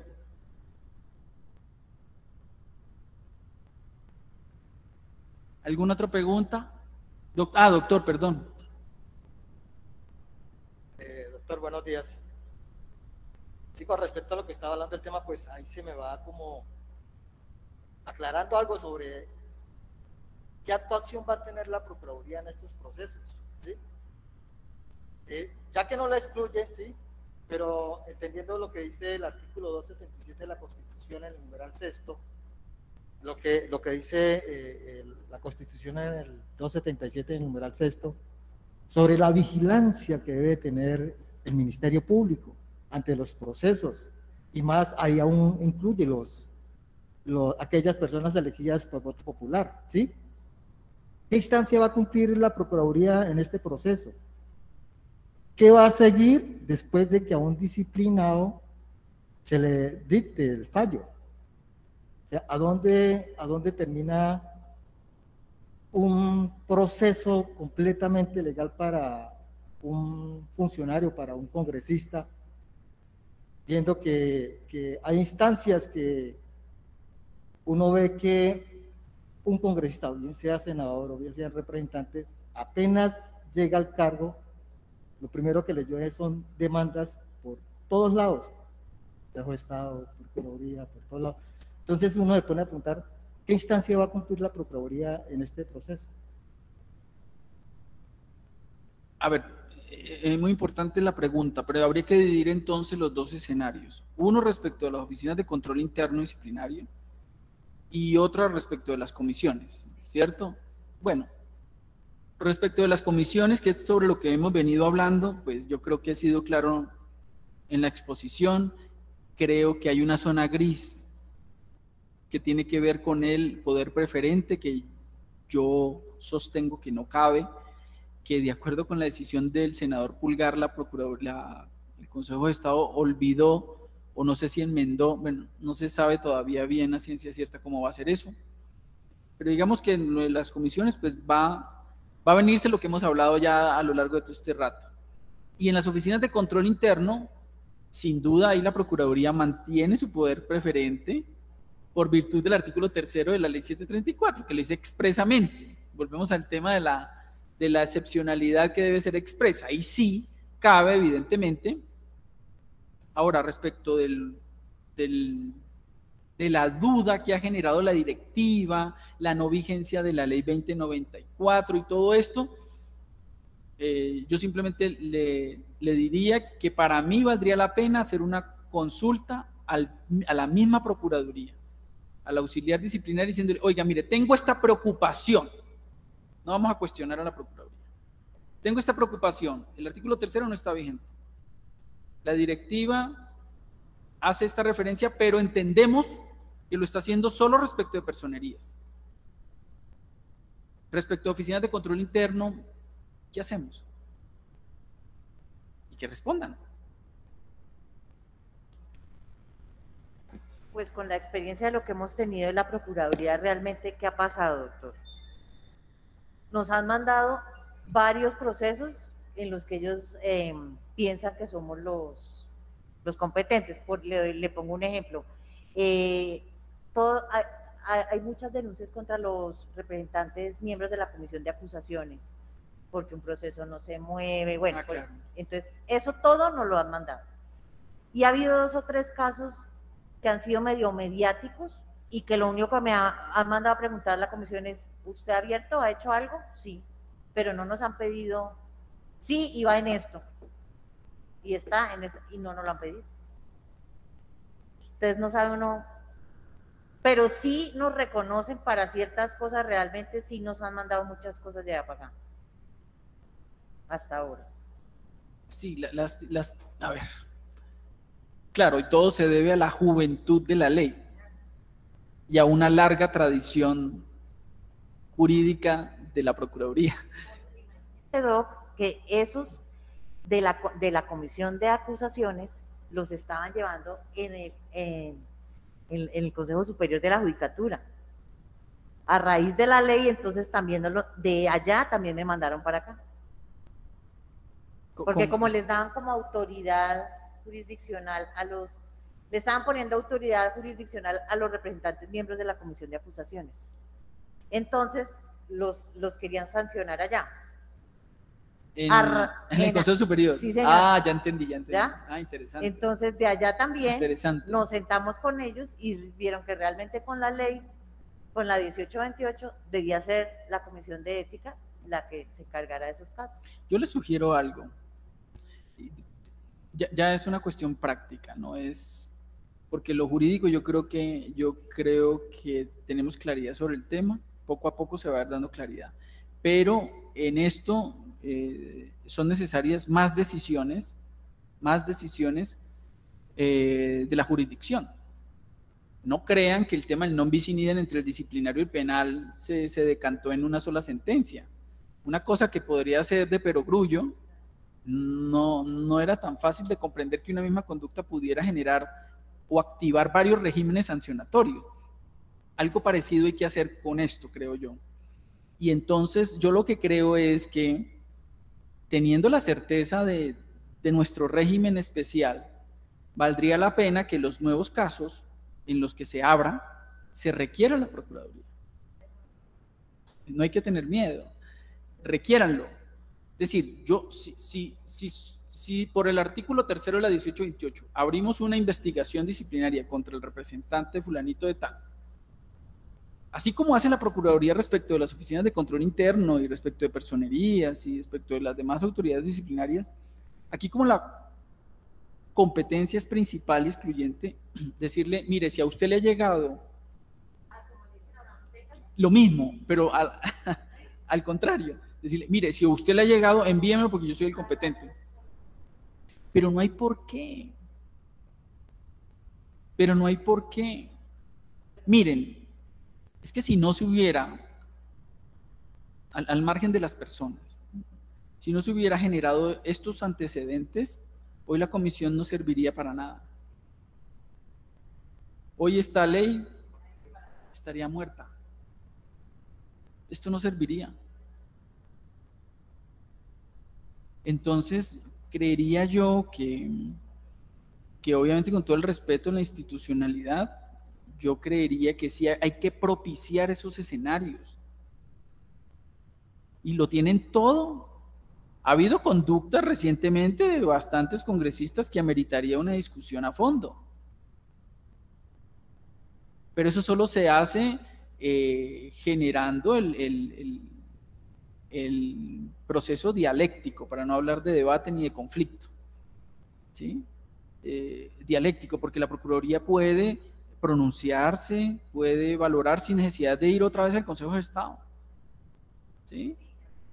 Claro, con lo que hay se pueden valorar muchas cosas. Miren cómo del caso del senador Macías al caso del senador Pulgar hay grandes avances en cuanto a decantar ciertas cosas, distinción de función, de cargo, cuándo estamos, cuándo no estamos, son bien interesantes, pero eso hay la de Estupiñán, hay que seguir trabajando sobre eso. Si nosotros queremos verdaderamente, y esto es un consejo cariñoso, si queremos seguir defendiendo este régimen como tal, pues hay que seguirlo fermentando, como la cerveza. Hay que seguirla fermentando. ¿Y cómo se fermenta? Pues planteando esos debates. Cuando tengamos abramos, nosotros requiramos a la Procuraduría, oiga, mándeme lo que usted tiene. Y si me dice que no, bueno, pues entonces vámonos a otra vez al Consejo de Estado y evaluemos. Y ahí poco a poco se va generando. ¿Cómo?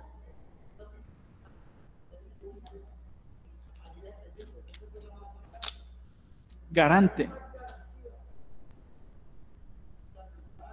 Sí. ¿Qué público que asista a ese proceso? Ok, así es. Y otra cosa, yo creo que ya para finalizar, pensemos que a la ley 1828 hay que hacer algunos ajustes. Aprovechemos la oportunidad para reformar, pero no para debilitar, sino para... Ahora, la ley 2094, la Procuraduría tuvo una deferencia con las comisiones. Entonces, se ganó un terreno que no se tenía y hay que seguirlo abonando. Entonces, ¿y cómo? Pues estamos en el pleno escenario legislativo, que sea un propósito de la Comisión de Ética, conjuntas. No, es que sería imperdonable que estando nosotros en el Congreso de la República no seamos capaces de afilar este instrumento tan valioso. Quería hacerle una cuña ahí, que la administración de la cual fue usted parte de la Procuraduría fue una parte fundamental de esto, claro, a través de la Viceprocuradora General. Claro, incluso muchas normas están redactadas en la misma clave del Código General Disciplinario. Doctores, muchas gracias, muy amables por su atención, espero que haya sido de la satisfacción de ustedes, que las expectativas se hayan cumplido. Muchas gracias por la atención, muy amables. Bueno, pues, agendamos.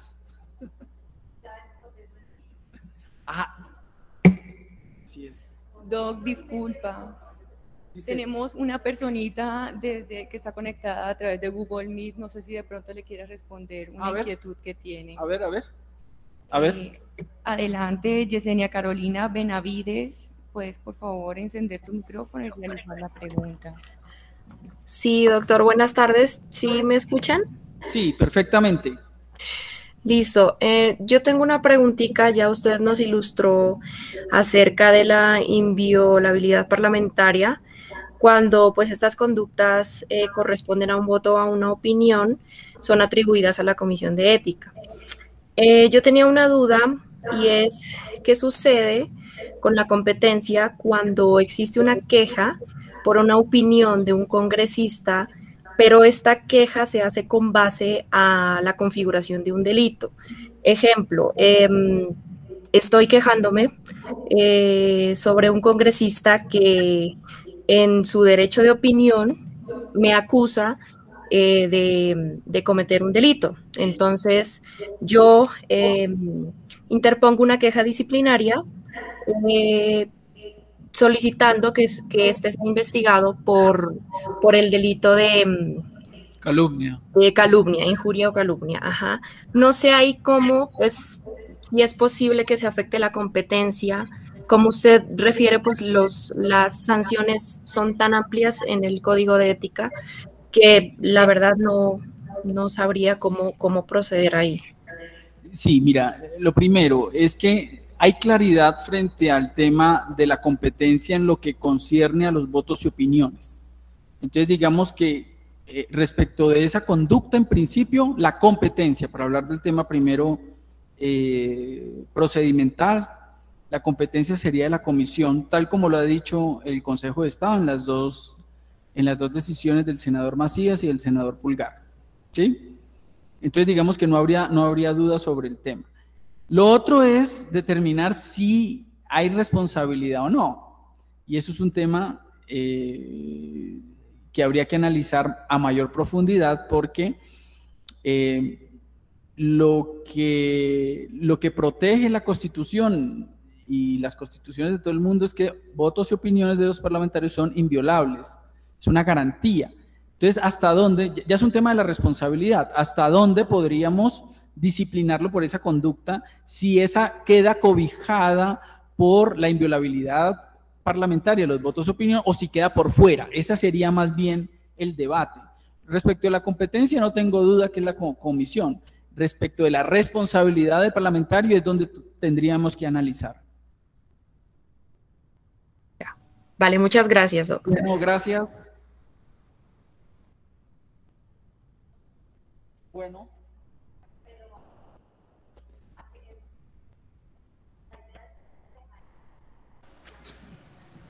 Muchas gracias a todos los participantes. No olviden, por favor, diligenciar los links de asistencia y de satisfacción. Muchas gracias.